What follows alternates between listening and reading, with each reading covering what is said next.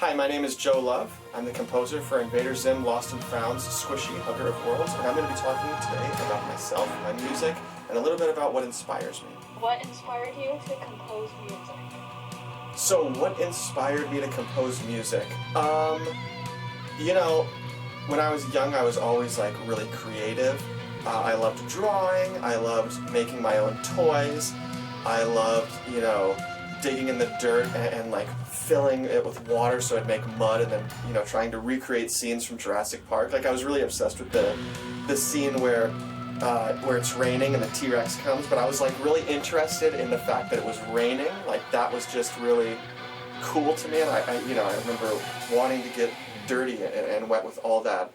But suffice to say, I was interested in a lot of things, and I was very creative. And then my older brother Anthony was a guitar player, and he got me my first guitar, and I was like 8 or 9, and it was cool, but it wasn't until middle school when the other boys started playing guitar, and I really wanted to do that too. And one thing led to another, and I started playing in bands. I formed my own band, and after high school I toured, and eventually I met Bryce, and we became very good friends. And through that, I began working on scoring and doing that, and what made me open to that was my love for classical music, which had developed in my late teens, and in particular, the music of Frédéric Chopin really touched me on a very deep level. Franz Liszt was also huge for me, but it was Chopin that really like started my obsession with that. Everybody's heard some Mozart and some Beethoven and some Bach, but it was really Chopin that got me interested in 19th century European music in particular. So it's all of that, and those are the things that inspire me. And from a non-musical perspective, I mean, I'm very inspired by smells. That's something that I really love. Of course, whoever's watching this now can't smell it, but right now, my room smells like the beach or whatever. So I those things really interest me. Colors, I guess, interest me, but not like in I'm not going to Home Depot and looking at like the paint colors and going C major. But it's just I like to be in a colorful environment, and I like to be surrounded by things which interest me, and that's what inspires me. I think I'm just interested in all sorts of different things, and I have been since childhood, and that gets me excited to create. What is your method of composing? What is my method of composing? I try and keep things really traditional. I like to write in notation software. Once I get some ideas, I might put it into Reaper, my DAW of choice, and then start playing around. Like I have a small keyboard, but I really don't use it that much. I like to play my guitar, but really, the notation software and being able to see it on sheet music is really important for me, and that's because my love for that kind of 19th century harmony kind of requires me to be able to see things in notation so that I can keep track of the voice leading and where all the chords are going. And that's not to say that I want to overcomplicate everything. It's just to say that it's a lot easier to keep track of things. So, and again, I'm not like a huge fan of all this different recording technology and gear and stuff like that. Not to bag on it. It's just not what I'm interested in. So I just like to do what interests me. And what interests me is notation and harmony and playing my guitar. So that's how I compose music. I also try and write away from picture. I don't like to sit there with the scene or the cue or whatever and write that cue like watching it beat for beat. I like to watch it, get a general idea, write the music, bring it back, see what needs to be fixed, and tweak things a little bit. But I kind of think of music more as being an art in and of itself, and it marrying the scene. It's like a marriage, literally, in the sense where it's two individual things coming together, not, one thing completely subservient to the other person. What gives you the inspiration for how you compose? What gives me the inspiration for how I compose? Well, again, it goes back to that classical music background. I'm not classically trained or whatever, but I studied a lot of classical music, obviously. I studied many, many books. I spent many hours poring over, Chopin preludes and stuff. But what inspires you know, how I compose is really just that. It's the classical music stuff. I just like that traditional way. You know, I think all artists just need to like follow what is interesting to them. And that's just what's interesting to me. I wish I had a deeper answer, but it's just, that's what's interesting to me. And then the guitar obviously comes in because of my background. I'm not a piano player. I think I took a year of classical piano, and I barely learned how to play John Field's Nocturne in C minor, like enough just to amuse myself. And then I was like, okay, this is not working. Time to go back to guitar. But yeah, I love my guitar. I love my guitar so much. So that definitely, my love for that and my interest in all these things is what inspires me to do it the way I do it. What is one big lesson you've learned that you incorporate into your music composition? What is one big lesson I've learned that I incorporate into my music composition? Well, what is one lesson? There's kind of like, I think, two big ones. The first is obviously learning how to take feedback.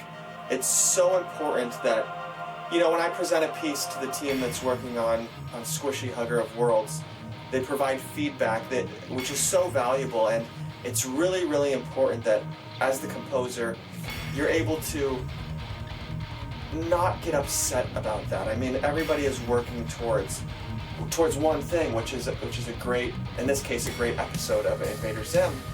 And it's not personal when people tell you, hey, this isn't working, can you change it? And it's so, so important that composers remember, you were chosen to do this job. You know, they wouldn't have picked you if they didn't think that you could take feedback well. They wouldn't have picked you if they didn't think that you could solve the problems that would naturally arise from all this. So remembering that and not taking it personally is so, so important. And also being grateful for the feedback you get. I mean, you have, like, look, you have an opportunity as a film composer to receive, to like, make revisions if something isn't working. Although it happened, it was a lot harder back in the day to premiere a symphony, show it to everybody, you know, and then be all like, oh wait, actually I have to change this, and the other. You could, but it's like, it's like a blessing that people can tell you, like, hey, let's fix this, let's change this, yada yada. You get to like refine your piece of music before it's finally presented to the world. And, you know, in my experience, most of the time, you know, and certainly on this project, the feedback is always like so respectful. Like, I think there's always this fear that the feedback you're getting is like an attack on your art, or that you're going to get feedback, which is like trying to change who you are as an artist or as a person. That really rarely happens. And when it does happen, you can just say no. Like, you can just say, I'm not feeling it, or can you sit with it for a few days and see how you feel, or I'm not right for this project. So never be afraid of feedback. It will always lead to a good outcome if you know how to manage it. But besides that, I mean, keeping things simple, you know, being a guitar player when I was in my band, you know, myself and all the other guitar players in that metal scene, we all wanted to outdo each other with guitar solos. But at a certain point I realized, you know, this is kind of baloney, this whole like who could play the fastest, who can shred the hardest.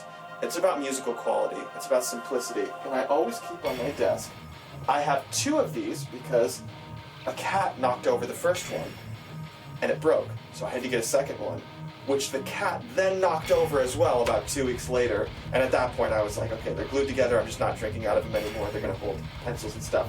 But it's a quote by Chopin, my favorite composer, and it says, "Simplicity is the final achievement. After one has played a vast quantity of notes, it is simplicity that emerges as the crowning reward of art." That's beautiful. Your job is not to impress people. You know, you'll have a job with each project that you do. I promise you, it is almost never to impress people. You know, and treat the. I know I'm going on about this, but treat the audience with respect. You know, I know it's like a third thing, but treat the audience with respect. If you try and prove to the audience that you're smart, like, look, nobody wants to feel stupid. Nobody is going to listen to your super complex music and go, oh my God, they're so smart and I'm so small and I need to worship them in this music. No, that's not the point. First of all, it's not going to happen. You shouldn't want that, and it's not going to happen. Just focus on communicating things. If it's complicated, communicate it in the most simple way possible. So I know that went in a whole bunch of different directions, but all of that I think every composer should hear. What is your advice to aspiring music composers? What is my advice to aspiring music composers? Well, you know, everybody likes to give the advice of be yourself and this and the other, and I agree. Like I've been saying this whole interview, like do what interests you, but please don't discount the actual like learning process. Study music, study theory, study all these things. Learn how to play an instrument really proficiently. It doesn't have to be classical.